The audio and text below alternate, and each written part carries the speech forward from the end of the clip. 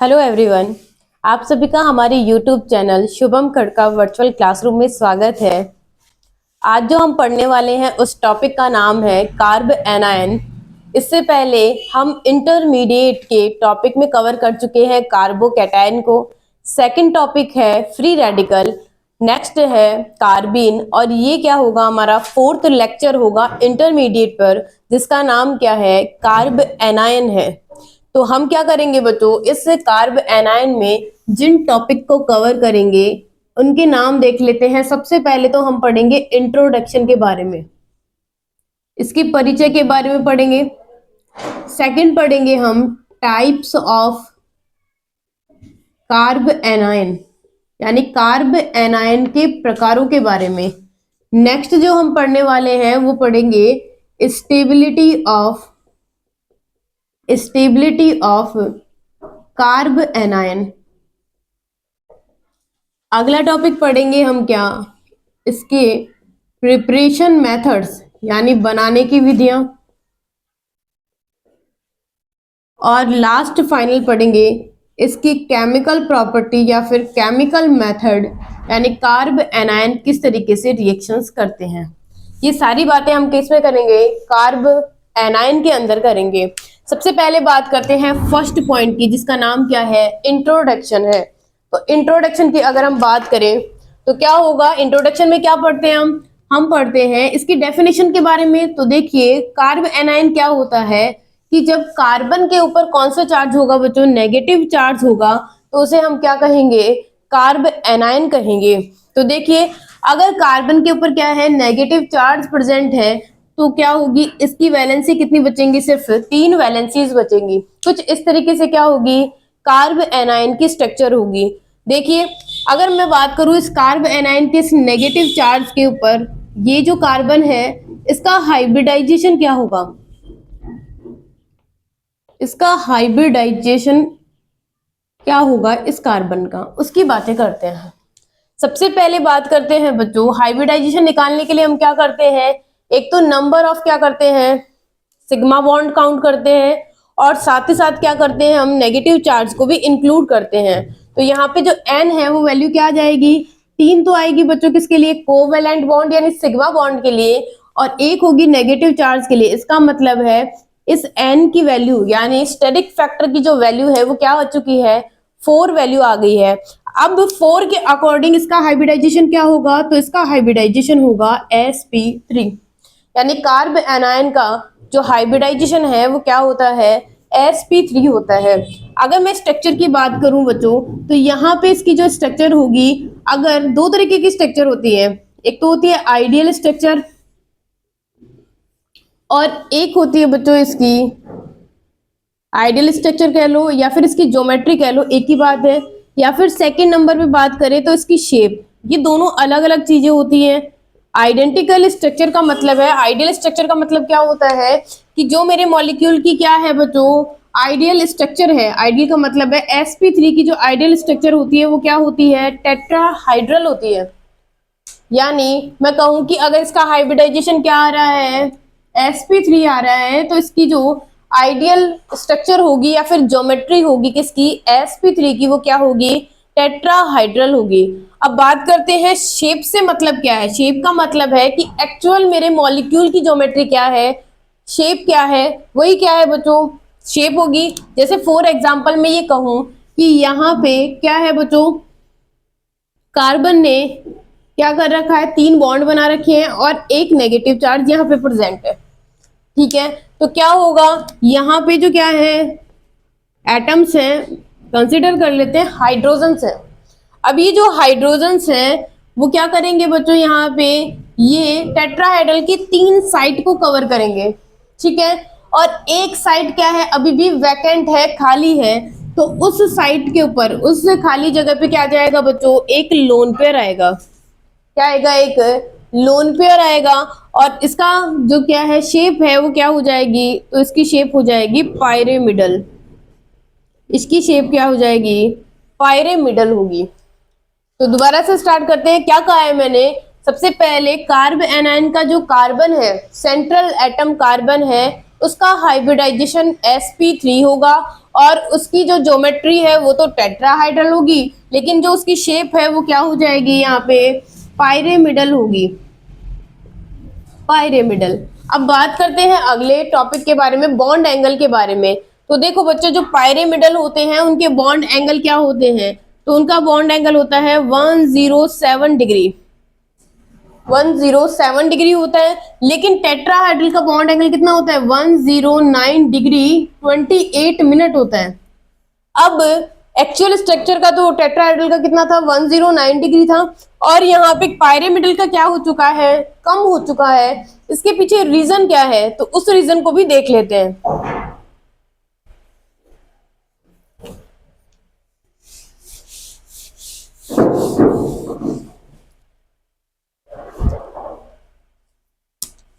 देखिए, अगर मैं बात करूं एक टेट्राहाइड्रल स्ट्रक्चर की, और एक बात करते हैं हम एक पायरेमिडल स्ट्रक्चर की, और लास्ट बात करते हैं एक वी शेप स्ट्रक्चर की, यानी वाटर मॉलिक्यूल की। ये तीन स्ट्रक्चर्स मैंने ली है, ठीक है। अगर मैं बात करूं बच्चों रिपल्शन ऑर्डर के बारे में, तो इनका रिपल्शन ऑर्डर क्या होता है, तो याद रहे कि जो लोन पेयर होते हैं उनका रिपल्शन सबसे ज्यादा होता है।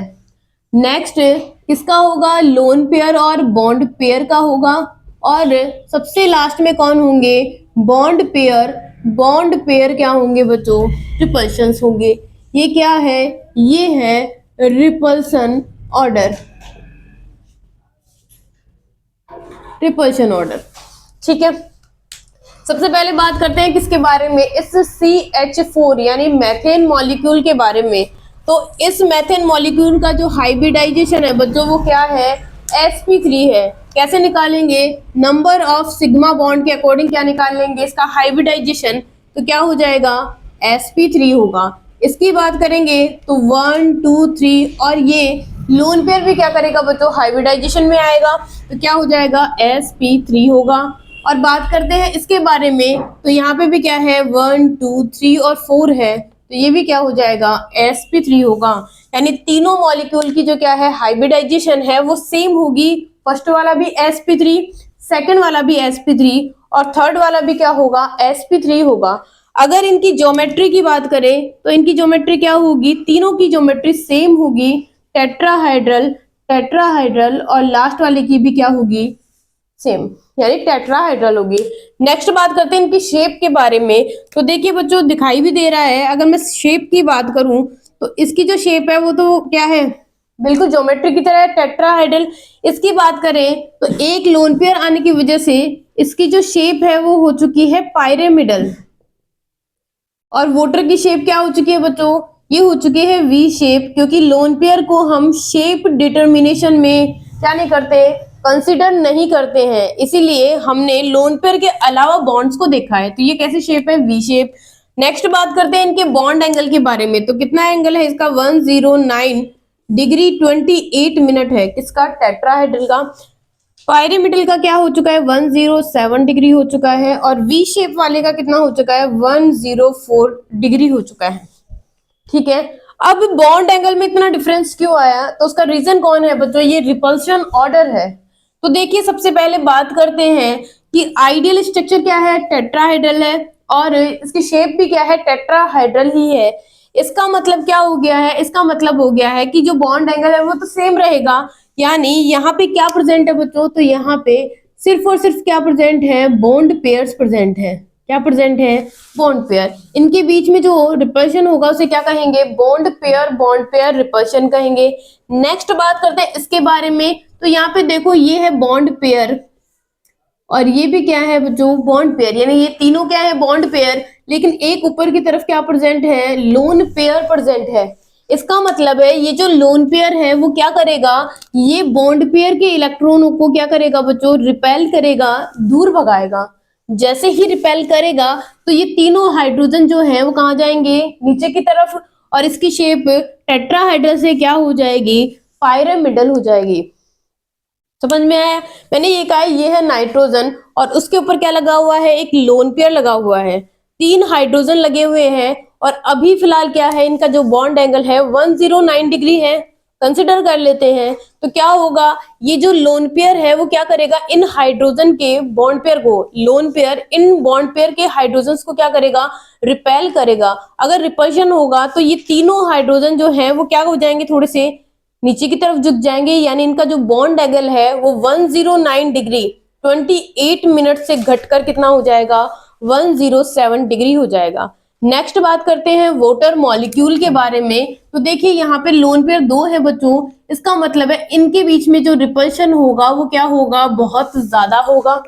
ठीक है, जैसे ये रिपल्शन करेंगे तो क्या होगा, ये जो बॉन्ड पेयर के इलेक्ट्रॉन है ये भी क्या करेंगे, इसको रिपेल करेंगे, और ये वाले भी क्या करेंगे, इसको रिपेल करेंगे। इसका मतलब है ये जो एंगल है वो और भी क्या हो जाएगा, कम हो जाएगा। इसीलिए जो वाटर मॉलिक्यूल है उसका बॉन्ड एंगल 109 डिग्री 28 मिनट से घटकर कितना हो जाएगा, 104 डिग्री हो जाएगा।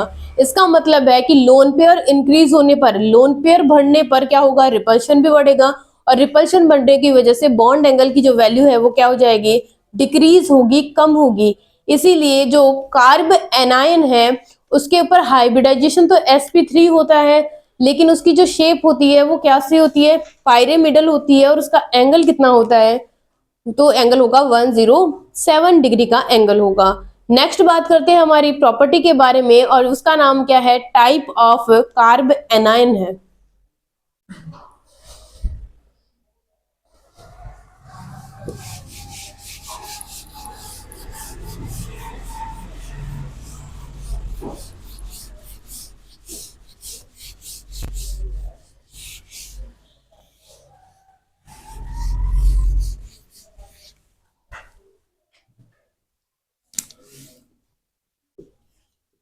Type of carbanion, carb ऋणायन के प्रकार। तो देखिए कार्ब एनायन 3 टाइप्स के होते हैं। सबसे पहले है प्राइमरी कार्ब एनायन जिसे कहेंगे 1 डिग्री, सेकंड क्या होंगे, सेकेंडरी कार्ब एनायन जिसे कहेंगे 2 डिग्री, और थर्ड कौन है, टर्सरी कार्ब एनायन जिन्हें कहेंगे 3 डिग्री कार्ब एनायन कहेंगे। तो देखिए एक एक को डिटेल से पढ़ते हैं। फर्स्ट बात करते हैं किसके बारे में, प्राइमरी कार्ब एनायन, इसे कहेंगे प्राथमिक कार्ब एनायन, और ये कितना डिग्री होता है, ये 1 डिग्री होगा। एग्जाम्पल लेते हैं, तो एग्जाम्पल है बच्चों इसका ethyl carb anion. Ethyl carb anion क्या है, इसका एग्जाम्पल है। ठीक है, तो डेफिनेशन क्या कहेंगे प्राइमरी कार्ब एनायन के बारे में, ऐसे कार्ब एनायन जिनके ऊपर क्या है, ऐसा कार्बन जिसके ऊपर क्या प्रेजेंट है, नेगेटिव चार्ज प्रेजेंट है, उससे क्या जुड़ा हो, एक और कार्बन जुड़ा हो, तो उसे कौन सा डिग्री कहेंगे, 1 डिग्री कार्ब एनायन कहेंगे। इसका मतलब है ये जो एथिल कार्ब एनायन है वो किसका एग्जाम्पल है, तो वो एग्जाम्पल है 1 डिग्री कार्ब एनायन का। नेक्स्ट बात करते हैं किसके बारे में, सेकंड टॉपिक के बारे में, और सेकंड कौन सा आ जाएगा इसके बारे में, सेकेंडरी कार्ब एनायन जिसे कहेंगे 2 डिग्री वाला। 2 डिग्री की बात करेंगे तो क्या होगा, इसका एग्जाम्पल लेते हैं।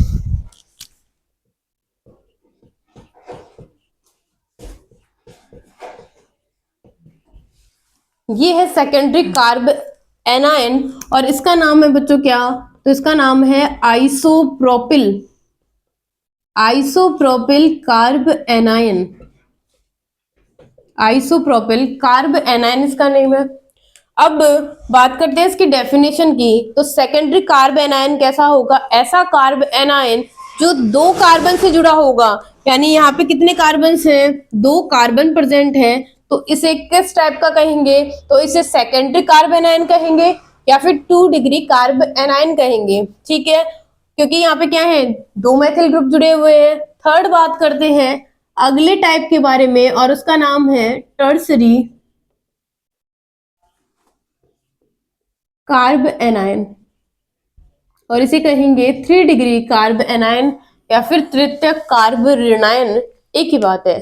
चलिए इसका एग्जाम्पल लेते हैं, तो इसका एग्जाम्पल है टर्सरी ब्यूटिल कार्ब एनायन, ये है। ठीक है, तो इसकी डेफिनेशन क्या हो जाएगी? इसकी डेफिनेशन होगी कि ऐसा कार्ब एनायन जिसके साथ क्या हो, 3 कार्बन अटैच हो, 3 कार्बन के ग्रुप क्या हो, जुड़े हो, उन सबको क्या कहेंगे? 3 डिग्री कहेंगे। तो ये किस टाइप का कार्ब एनायन है? तो एक 3 डिग्री कार्ब एनायन है। और इसका नाम क्या है? तो इसका नाम है tertiary butyl carb anion. Tertiary butyl carb anion इसका नेम है। अब ये हो गया क्या? टाइप ऑफ कार्ब एनायन के बारे में। अभी तक जिन्होंने भी हमारी वीडियो को लाइक नहीं किया है तो आप हमारी वीडियो को लाइक करें। आपको ये अगर ये लगता है कि किसी भी तरीके से ये जो वीडियो है, ये जो सेशन मैं ले रही हूँ वो आपके लिए बेनिफिशियल है, तो आप हमारी वीडियो को जरूर लाइक कीजिए और आगे से आगे शेयर कीजिए। चलिए अगला टॉपिक करते हैं, और उसका नाम क्या है बच्चों? तो उसका नाम है क्या? स्टेबिलिटी ऑफ कार्ब एनायन के बारे में, कार्ब ऋणायन का स्थायित्व।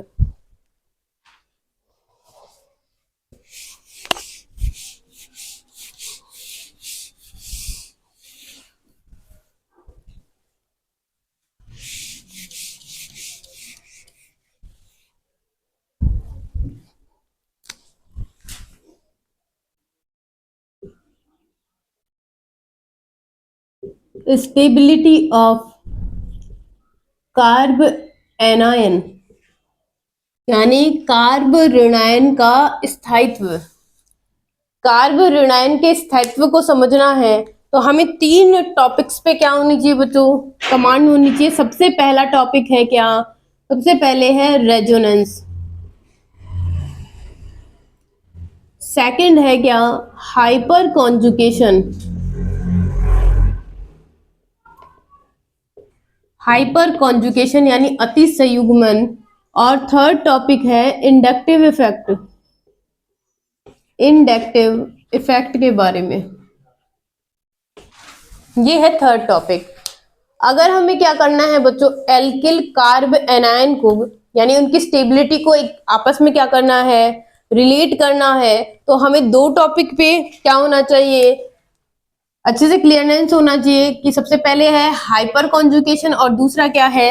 इंडक्टिव इफेक्ट है। हाइपर कॉन्जुगेशन और इंडक्टिव इफेक्ट किस तरीके से कार्ब एनायन की स्टेबिलिटी को क्या करते हैं बच्चों? इफेक्ट करते हैं, उसके बारे में बात करते हैं। तो हम एग्जाम्पल के तौर पे क्या ले लेते हैं? 3 एग्जाम्पल। सबसे पहले है 3 डिग्री कार्ब एनायन, सेकेंड है 2 डिग्री कार्ब एनायन, और एक और बना लेते हैं तो वो है 3 डिग्री कार्ब एनायन, और उसके साथ क्या कर लेते हैं बच्चों? CH3 नेगेटिव को रख लेते हैं। ठीक है, एक बात सबसे पहले दिमाग में क्लियर हो जाए कि जो हाइपर कॉन्जुगेशन है वो सिर्फ कौन शो करते हैं बच्चों? तो 3 स्पीसीज ही शो करती है। सबसे पहले है कार्बोकैटायन, सेकंड है फ्री रेडिकल, और थर्ड टॉपिक है एल्कीन्स। सिर्फ यही तीनों क्या करते हैं बच्चों? हाइपर कॉन्जुगेशन को शो करते हैं। और इसके अलावा भी जो क्या होंगे, जो भी स्ट्रक्चर्स होंगी, जो भी मॉलिक्यूल होंगे, वो हाइपर कॉन्जुगेशन को शो नहीं करते हैं। ना तो वो +H दिखाएंगे और न ही -H दिखाएंगे। इसका मतलब ये है कि जो हाइपर कॉन्जुगेशन है इसको किससे नहीं समझ सकते हैं बच्चों? इसको कार्ब एनायन की स्टेबिलिटी से रिलेट नहीं कर सकते हैं। तो इसके लिए सिर्फ एक ही पॉइंट रह गया है और उसका नाम क्या है? इंडक्टिव इफेक्ट है। तो अगर मेरे पास एल्किल क्या है? कार्ब एनायन है, तो मैं उनको इंडक्टिव इफेक्ट से क्या करूंगी? रिलेट करूंगी। तो देखिए क्या होगा यहाँ पे, तो हमें पता है ये 3 डिग्री क्या है? कार्ब एनायन है। ये 2 डिग्री कार्ब एनायन है। ये 1 डिग्री है। जबकि ये कौन है बच्चों? ये है मैथिल, मैथिल कार्ब एनायन। चलिए अब स्टेबिलिटी कैसे होगी? तो जैसा मैंने बताया था, इस पूरी यूनिवर्स में हर कोई चाहता है न्यूट्रलिटी की तरफ जाना। हर कोई चाहता है कि मैं न्यूट्रल हो जाऊं। तो पॉजिटिव यानी जिनके ऊपर पॉजिटिव चार्ज होता है वो स्पीसीज चाहती हैं कि कैसे भी करके मुझे इलेक्ट्रॉन्स मिल जाएं और ये इलेक्ट्रॉन क्या कर दे, पॉजिटिव चार्ज यानी लॉस ऑफ इलेक्ट्रॉन को क्या कर दे, कवर कर दे, यानी ये कहाँ पहुंच जाए, न्यूट्रल की तरफ पहुंच जाए। वैसे ही अगर मेरे पास कोई नेगेटिवली चार्ज स्पीसीज है, वो भी चाहती है कि मैं अपने इलेक्ट्रॉनों को क्या करके, लॉस करके, रिमूव करके कहाँ आ जाऊं, न्यूट्रलिटी की तरफ आ जाऊं। यानी हर कोई मॉलिक्यूल चाहता है न्यूट्रल होना। कार्ब एनायन के ऊपर कौन सा चार्ज प्रेजेंट है, नेगेटिव चार्ज प्रेजेंट है, और ये नेगेटिव चार्ज क्या होता है बच्चों, न्यूट्रलिटी की तरफ जाना चाहता है। उसके लिए क्या करना होगा, कार्ब एनायन को अपने वैलेंस शेल में से इलेक्ट्रॉन डेंसिटी को बाहर निकालना होगा, लेकिन ये अपने आप बाहर नहीं निकलेगी। इसके लिए हमें कौन से ग्रुप लगाने होंगे, इलेक्ट्रॉन विड्रॉइंग ग्रुप। अगर आपने हमारे टॉपिक इंडक्टिव इफेक्ट को नहीं पढ़ा है तो आप जाकर हमारी प्लेलिस्ट में इंडक्टिव इफेक्ट टॉपिक को पढ़ सकते हैं। तो क्या कहा है मैंने, कार्ब एनायन पर नेगेटिव चार्ज होने की वजह से क्या होगा, उस पे इलेक्ट्रॉन विड्रॉइंग ग्रुप लगाएंगे। अगर आप ऐसा करते हैं तो ये इलेक्ट्रॉन विड्रॉइंग ग्रुप क्या करेंगे, चार्ज को खींच लेंगे और उसको न्यूट्रल बना देंगे। लेकिन अगर आपने क्या कर दिया है, कोई इलेक्ट्रॉन रिलीजिंग ग्रुप अटैच कर दिया है कार्ब एनायन के ऊपर, तो ऐसे में उसकी क्या हो जाएगी, डीस्टेबिलिटी हो जाएगी, यानी उसकी स्टेबिलिटी कम हो जाएगी। तो देखिए यहाँ भी वैसा ही हो रहा है। क्या हो रहा है यहाँ पे, इस कार्बन पे नेगेटिव चार्ज है और मैंने 3 मेथिल ग्रुप लगा दिए हैं। एल्किल ग्रुप जो होते हैं बच्चों, वो कैसे ग्रुप होते हैं, इलेक्ट्रॉन रिलीजिंग होते हैं। यहाँ मैंने 3 ग्रुप लगा दिए हैं बच्चों। सेकंड वाले में देखो, सेकंड एग्जांपल में 2 क्या है, मेथिल ग्रुप यानी एल्किल ग्रुप प्रेजेंट है, और अगले वाले में क्या है बच्चों, एक एल्किल ग्रुप प्रेजेंट है, और लास्ट वाले में एक भी एल्किल ग्रुप नहीं है। इसका मतलब है इस कार्ब एनायन से सिर्फ और सिर्फ इलेक्ट्रॉन रिलीजिंग ग्रुप जुड़े हुए हैं। तो हम क्या करेंगे, इनकी स्टेबिलिटी को आपस में कंपेयर करने के लिए हम वो क्या करेंगे बच्चों, ऐसा ग्रुप लगाएंगे जो इलेक्ट्रॉन विड्रॉइंग हो। अगर इलेक्ट्रॉन विड्रॉइंग नहीं होता है तो कोई ग्रुप अटैच नहीं करेंगे, और लास्ट में कौन सा लेंगे, ऐसा ग्रुप जो कैसा हो, इलेक्ट्रॉन रिलीजिंग हो, कम से कम लगे, उसकी स्टेबिलिटी क्या मानेंगे, ज्यादा मानेंगे। तो देखिए यहाँ पे क्या होगा, हम देख रहे हैं कि मेथिल कार्ब एनायन से कोई ग्रुप नहीं जुड़ा हुआ है, विड्रॉइंग नहीं है, कोई बात नहीं है, लेकिन इससे कोई इलेक्ट्रॉन रिलीजिंग ग्रुप भी जुड़ा नहीं है। इसका मतलब है इसकी स्टेबिलिटी क्या होगी बच्चों, इस वाले की स्टेबिलिटी यानी फोर्थ वाले की स्टेबिलिटी क्या होगी, सबसे ज्यादा होगी, यानी मेथिल कार्ब एनायन की स्टेबिलिटी सबसे ज्यादा होगी। नेक्स्ट बात करते हैं किसकी, 1 डिग्री की। तो देखो 1 डिग्री में क्या है, एक मेथिल जुड़ा हुआ है, तो कंपेरेटिवली ये 2 मेथिल ग्रुप से क्या है, ज्यादा स्टेबल है। तो इसका मतलब है कि कौन से वाले की बात करूं मैं, यहाँ पे 1 डिग्री लिख देती हूँ, 1 डिग्री वाले की होगी, फिर किसकी होगी, 2 डिग्री की होगी, और लास्ट में किसकी होगी, 3 डिग्री कार्ब एनायन की होगी। यहाँ हम CH3 नेगेटिव ही लिख देते हैं। इसका मतलब है कि अगर मैं कार्ब एनायन की स्टेबिलिटी को क्या करूं, कंपेयर करूं, तो मेथिल कार्ब एनायन की स्टेबिलिटी सबसे ज्यादा होगी, उसके बाद 1 डिग्री की, नेक्स्ट होगी 2 डिग्री की, और 3 डिग्री कार्ब एनायन की स्टेबिलिटी क्या होगी, सबसे कम, क्योंकि उससे अटैच मेथिल ग्रुप क्या है, सबसे ज्यादा प्रेजेंट है। अब हम क्या करेंगे बच्चों, हम एरिल कार्ब एनायन को भी क्या करेंगे, उनकी स्टेबिलिटी के अकॉर्डिंग रिलेट करेंगे, कंपेयर करके देखेंगे।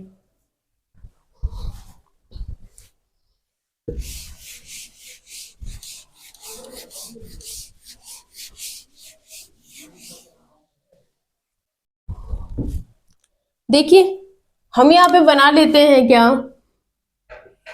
Allylic carb anion. ये है एक एलाइलिक कार्ब एनायन है। एलाइलिक और बेंजाइलिक के बारे में ऑलरेडी समझाया जा चुका है। क्या होती है ये पोजीशन, तो डबल, सिंगल और ये कार्बन, यानी ये पोजीशन कौन सी है बच्चों, एलाइलिक पोजीशन है। और अगर बेंजीन के बाहर एक कार्बन प्रेजेंट है तो इस कार्बन की पोजीशन क्या है, बेंजाइलिक पोजीशन है। अगर इस पे पॉजिटिव चार्ज प्रेजेंट होगा तो ये कार्बोकैटायन बन जाएंगे, नेगेटिव होगा तो कार्ब एनायन बन जाएंगे, और कौन सा चार्ज होगा, थर्ड, अगर इसके ऊपर रेडिकल प्रेजेंट होगा तो ये क्या हो जाएंगे, एलाइलिक या बेंजाइलिक फ्री रेडिकल हो जाएंगे। तो सबसे पहले हम देखते हैं एलाइलिक कार्ब एनायन के बारे में। तो एलाइलिक कार्ब एनायन जो है, इसकी रेजोनेटिंग स्ट्रक्चर्स बना सकते हैं। क्या प्रेजेंट है इसमें, रेजोनेंस प्रेजेंट है, और इसकी पॉसिबिलिटी क्या है, डबल, सिंगल और नेगेटिव चार्ज है। ये पॉसिबिलिटी होती है रेजोनेंस के बारे में। अभी तक आपने हमारे वीडियो रेजोनेंस को अगर नहीं देखा है तो आप प्लेलिस्ट में जाकर उस वीडियो को देख सकते हैं। वहां पे रेजोनेटिंग स्ट्रक्चर्स कैसे बनाई जाती हैं और रेजोनेंस की कौन कौन सी पॉसिबिलिटी होती हैं उनके बारे में डिटेल से चर्चा की गई है। तो वो वीडियो आपके लिए बहुत ही ज्यादा लाभकारी होगा। तो देखिए नेक्स्ट बात करते हैं, यहाँ पे कौन सी पॉसिबिलिटी है, डबल, सिंगल और नेगेटिव है। ध्यान रहे जब भी हम क्या करवाएंगे, मूवमेंट करवाएंगे तो नेगेटिव से पाई बॉन्ड की तरफ करवाएंगे तो ये इलेक्ट्रॉन यहाँ शिफ्ट होंगे और ये वाले इलेक्ट्रॉन अगले वाले कार्बन पे शिफ्ट हो जाएंगे। कौन सा चार्ज आ जाएगा बच्चों, इस पे नेगेटिव चार्ज आ जाएगा और यहाँ पे क्या हो जाएगा, एक बॉन्ड का फॉर्मेशन। इसका मतलब है कि जो ये एलाइलिक क्या है, कार्ब एनायन है, उसकी रेजोनेटिंग स्ट्रक्चर्स कितनी बन चुकी है, तो ये है 2 रेजोनेटिंग स्ट्रक्चर्स कितनी है, नंबर में 2 है। नेक्स्ट बात करते हैं बच्चों बेंजाइलिक कार्ब एनायन के बारे में। तो ये है बेंजाइलिक कार्ब एनायन। अब देखिए बच्चों यहाँ पे कौन सी कंडीशन है, डबल है, फिर सिंगल है और CH2 के ऊपर क्या लगा हुआ है, नेगेटिव चार्ज लगा हुआ है। तो इसका मतलब यहाँ रेजोनेंस प्रेजेंट है। बिल्कुल एलाइलिक की तरह क्या होगा, बेंजाइलिक में भी रेजोनेंस प्रेजेंट होगा। ये रेजोनेटिंग स्ट्रक्चर्स बनाएंगे। तो कैसे करवाएंगे मूवमेंट इलेक्ट्रॉनों की, तो क्या होगा बच्चों, ये वाले इलेक्ट्रॉन तो हो जाएंगे यहाँ पे शिफ्ट और ये इलेक्ट्रॉन, पाई इलेक्ट्रॉन किस पे, अगले वाले कार्बन पे शिफ्ट होंगे। तो हमें कैसी रेजोनेटिंग स्ट्रक्चर्स मिलेंगी, तो देखिए ये है मेरा 6 मेंबर्ड रिंग, यहाँ पे डबल बॉन्ड, ये डबल बॉन्ड, नेगेटिव चार्ज बच्चों यहाँ आ जाएगा और यहाँ पे क्या बन जाएगा, एक पाई बॉन्ड बन जाएगा कुछ इस तरीके से। अब क्या हो सकता है आगे, फिर रेजोनेंस हो सकता है। तो देखो ये डबल है, फिर सिंगल है और ये नेगेटिव चार्ज है। तो नेगेटिव से पाई बॉन्ड की तरफ क्या करवाएंगे, हम मूवमेंट करवाएंगे तो अगले रेजोनेटिंग स्ट्रक्चर्स कुछ इस तरीके से बन जाएगी। क्या होगा बच्चों, यहाँ पे डबल बॉन्ड आ जाएगा, यहाँ नेगेटिव चार्ज आ जाएगा और बाकी का एज इट इज वैसे की वैसे कुछ इस तरीके से। अगला हम क्या कर सकते हैं, तो हम यहाँ पे फिर से कर सकते हैं डबल, सिंगल और नेगेटिव चार्ज। तो ये इलेक्ट्रॉन शिफ्ट होंगे अगले वाले कार्बन पे। इसका मतलब है मुझे एक नई रेजोनेटिंग स्ट्रक्चर मिल जाएगी और इस रेजोनेटिंग स्ट्रक्चर्स के ऊपर क्या करेंगे बच्चों, ये नेगेटिव चार्ज आ जाएगा, यहाँ पे बॉन्ड का फॉर्मेशन हो जाएगा और बाकी का एज इट इज वैसे की वैसे ही होगा। अब देखिए लास्ट रेजोनेटिंग स्ट्रक्चर क्या बन सकती है, तो देखिए डबल है, सिंगल है और नेगेटिव चार्ज है। तो ये नेगेटिव फिर से क्या करेगा बच्चों, अपने पहले वाले कार्बन पे आ जाएगा और लास्ट स्ट्रक्चर जो बनेगी वो कुछ इस तरीके से होगी।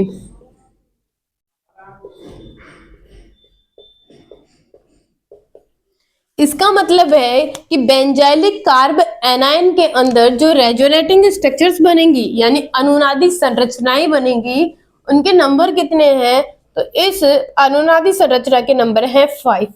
एग्जाम में क्वेश्चन कौन सा पुट हो सकता है, क्वेश्चन इस तरीके से आ सकता है कि जो बेंजाइलिक कार्ब एनायन होते हैं वो ज्यादा स्टेबल होते हैं एलाइलिक कार्ब एनायन से। रीजन से बताइए, कारण बताइए। तो उसका कारण क्या है कि बेंजाइलिक कार्ब एनायन की जो बनने वाली रेजोनेटिंग स्ट्रक्चर्स होती हैं वो नंबर में 5 होती हैं, जबकि एलाइलिक कार्ब एनायन की जो रेजोनेटिंग स्ट्रक्चर्स होती हैं वो नंबर में सिर्फ 2 होती हैं। और हमें अच्छे से पता है कि रेजोनेटिंग स्ट्रक्चर्स जितनी ज्यादा होती हैं उस मॉलिक्यूल की स्टेबिलिटी उतनी ही ज्यादा होती है। किसकी वजह से, रेजोनेटिंग स्ट्रक्चर्स की वजह से। इसका मतलब है बेंजाइलिक कार्ब एनायन क्या है, ज्यादा स्टेबल है, जबकि एलाइलिक कार्ब एनायन क्या है, कम स्टेबल है।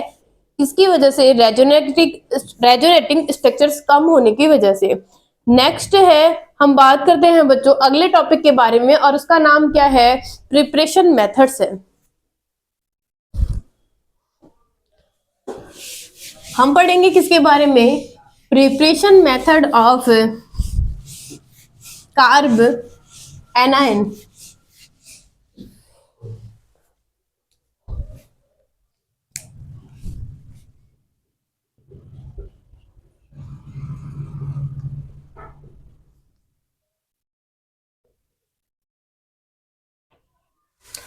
प्रिपरेशन मेथड है किसका, कार्ब एनायन का।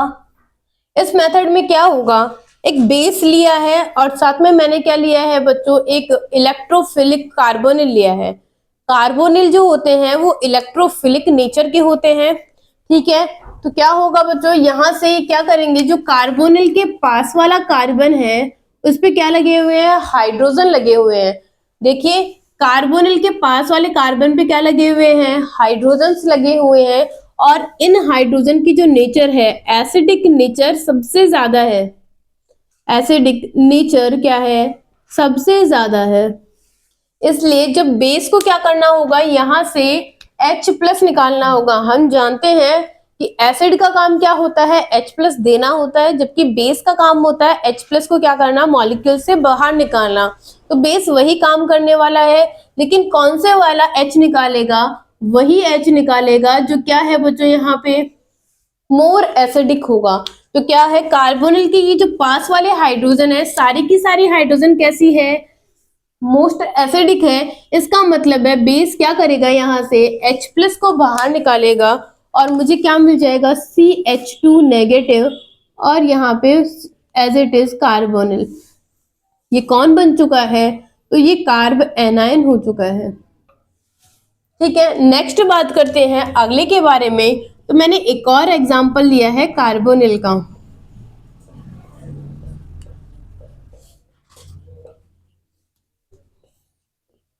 अब की बार लिया है मैंने बेस। ठीक है, तो देखिए मेरे पास कार्बोनिल के पास में क्या है, कार्बन प्रेजेंट है, तो ये कार्बन भी है और ये कार्बन भी है। ठीक है, अब बात आती है कि इन दोनों में से कौन से वाले कार्बन का हाइड्रोजन क्या होगा, बाहर निकलेगा। तो देखिए सबसे पहले बात करते हैं कि वो हाइड्रोजन जो मोर एसिडिक होगा, यानी जिसकी एसिडिक नेचर क्या होगी, ज्यादा होगी। एसिडिक नेचर का मतलब होता है कि जिसके ऊपर क्या होगा बच्चों, इलेक्ट्रोफिलिक सेंटर का असर सबसे ज्यादा होगा, उसी को क्या कहेंगे, मोर एसिडिक हाइड्रोजन कहेंगे। और वही क्या करेगा, बेस एक्सट्रैक्ट करेगा, बाहर की तरफ निकालेगा। तो देखिए यहाँ पे क्या होगा, मैं ये कह दूं ये है CH2 और ये H है, और इस H को कह रही हूं मैं HA, और यहाँ पे भी क्या है बच्चों, इसको कह देते हैं HB। तो सवाल है कौन सा वाला H बाहर निकलेगा। तो मुझे बताइए इलेक्ट्रोफिलिक सेंटर का असर किस पे है। तो देखो अगर मैं बात करती हूँ यहाँ पे, तो यहाँ पे क्या है, सिर्फ और सिर्फ क्या लगे हुए हैं, कार्बन के साथ हाइड्रोजन लगे हुए हैं। लेकिन यहाँ पे देखो हाइड्रोजन के साथ साथ क्या लगा हुआ है, एक इलेक्ट्रॉन रिलीजिंग ग्रुप लगा हुआ है। तो ये क्या करेगा, ये इलेक्ट्रॉन रिलीजिंग ग्रुप क्या कर देगा बच्चों, इसकी जो इलेक्ट्रोफिलिसिटी है उसको क्या कर देगा, कम कर देगा।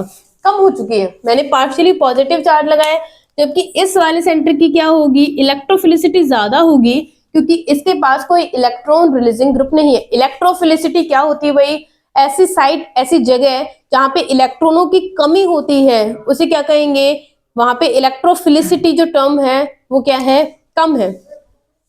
चलिए तो क्या हो जाएगा, बेस का काम क्या होगा, मोर एसिडिक। तो ये वाली हाइड्रोजन क्या होगी, मोर एसिडिक होगी, ये H+ की फॉर्म में बाहर निकलेगी और मुझे क्या मिल जाएगा, CH2 नेगेटिव चार्ज, और ये CO CH2 CH3 बन जाएगा। ये हो चुका है मेरा प्रोडक्ट। नेक्स्ट बात करते हैं एक और एग्जांपल की। ये है एग्जांपल नंबर फर्स्ट, ये है एग्जांपल नंबर सेकंड, फिर बात करते हैं एग्जांपल नंबर थर्ड की। तो देखिए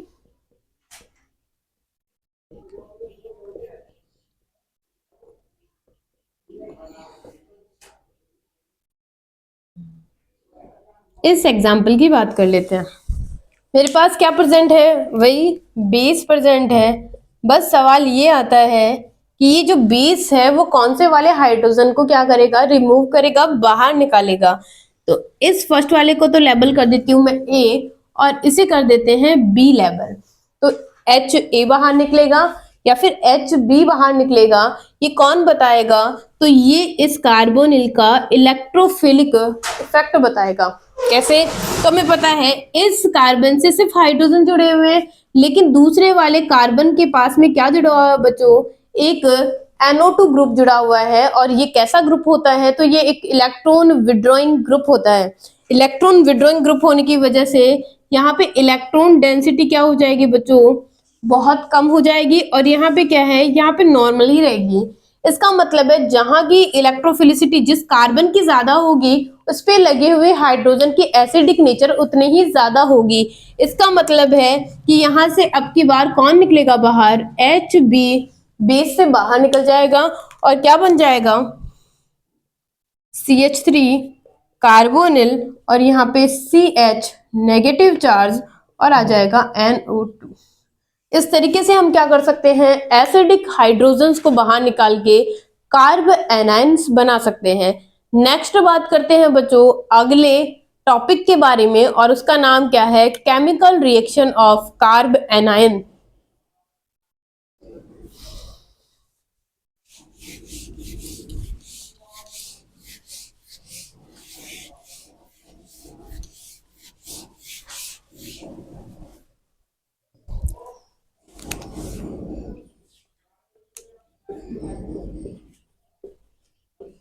chemical reaction of carb A9, carb A9 बनाने के मेथड्स। ठीक है, तो सबसे पहले बात करते हैं बच्चों ये कौन सी रिएक्शन कर सकते हैं, तो ये कर सकते हैं एडिशन ऑफ इलेक्ट्रोफाइल, यानी यहाँ पे हम इलेक्ट्रोफाइल को जोड़ सकते हैं।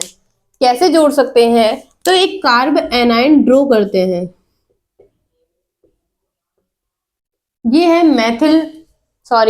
एथिल कार्ब एनायन और उस पे मुझे एडिशन करना है किसका, इलेक्ट्रोफाइल का एडिशन करना है।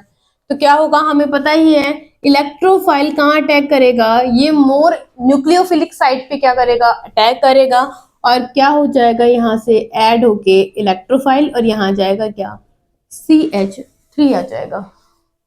ठीक है, इसकी बात करें बच्चों तो इस वाले सेकंड वाले केमिकल प्रॉपर्टी की मैं बात करूं तो क्या कर सकते हैं, यहाँ पे हम एक रिएक्शन कर सकते हैं और उसका आपने नाम सुना होगा, वो है एल्डोल कंडेंसेशन। वो रिएक्शन यहाँ पे प्रोसीड करवा सकते हैं। किस तरीके से होगी प्रोसीड, तो एल्डोल कंडेंसेशन में क्या होता है, हम लेते हैं कार्बोनिल, ये कार्बोनिल मैंने लिया है, यहाँ पे कितने हैं, सिर्फ एक टाइप का क्या है, कार्बोनिल है, मुझे 2 मोल लेने होंगे, यानी इनकी अमाउंट 2 लेनी होगी और मैं इसकी रिएक्शन करवा रही हूँ किसी बेस के साथ, किसी बेस के साथ क्या करवाएंगे, रिएक्शन करवाएंगे। तो बेस का काम क्या होता है, अभी बताया था, बेस का काम होता है H+ को बाहर निकालना। दोनों मॉलिक्यूल क्या है, अभी सेम मॉलिक्यूल है, तो किसी भी कार्बोनिल के कार्बन के हाइड्रोजन से क्या निकाल सकते हैं, H+ को बाहर निकाल देते हैं। तो हमने यहाँ से क्या किया है, H+ को बाहर निकाला, तो ये बन गया CH2 और यहाँ पे नेगेटिव चार्ज और ये आ गया है H। अच्छा, ये क्या बन चुका है, तो इसे कहते हैं इनोलेट, ये बन चुका है इनोलेट और ये तैयार है किस पे अटैक करने के लिए, इस कार्बोनिल पे, यानी दूसरे मोल के कार्बोनिल पे अटैक करने के लिए तैयार है। तो देखिए मेरे पास क्या है, ये दूसरा मोल है, यहाँ पे कार्बन का जो नेगेटिव चार्ज है वो अटैक करेगा इस कार्बन पे और ऑक्सीजन की तरफ इलेक्ट्रॉन शिफ्ट होंगे। तो क्या हो जाएगा, तो मैं यहाँ से बनाना स्टार्ट करती हूँ, CH3 और ये आ जाएगा CH और O नेगेटिव और बाकी का CH2 और COH आ जाएगा। इसको मैं क्या दे दूंगी बच्चों, जो H मैंने निकाला था वो दे देते हैं, ये हो गया OH।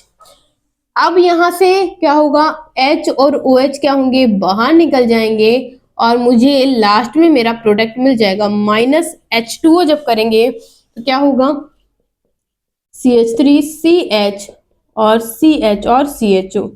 इसका नाम क्या है, तो ये है एक alpha beta carbonyl compound, alpha beta unsaturated carbonyl compound.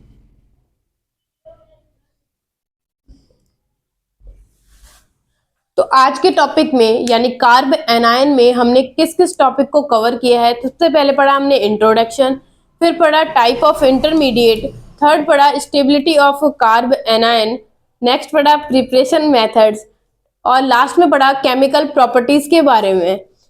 I hope आपको ये वीडियो पसंद आया होगा। जिन जिन टॉपिक का मैंने यहाँ पे क्या किया है बच्चों, आपको इंडिकेट किया है कि आपको कौन कौन से टॉपिक जाकर देखने चाहिए प्लेलिस्ट में, तो आप उन वीडियोस को जाकर जरूर देखें ताकि ये जो टॉपिक चल रहा है उसको आप अच्छे से समझ सके। हम जल्दी ही क्या करेंगे, फिजिक्स की क्लासेस भी लेने वाले हैं। तो आप क्या करेंगे, ज्यादा से ज्यादा हमारे इस चैनल को सब्सक्राइब कीजिए, हमारी वीडियो को शेयर कीजिए और साथ में लाइक कीजिए। धन्यवाद।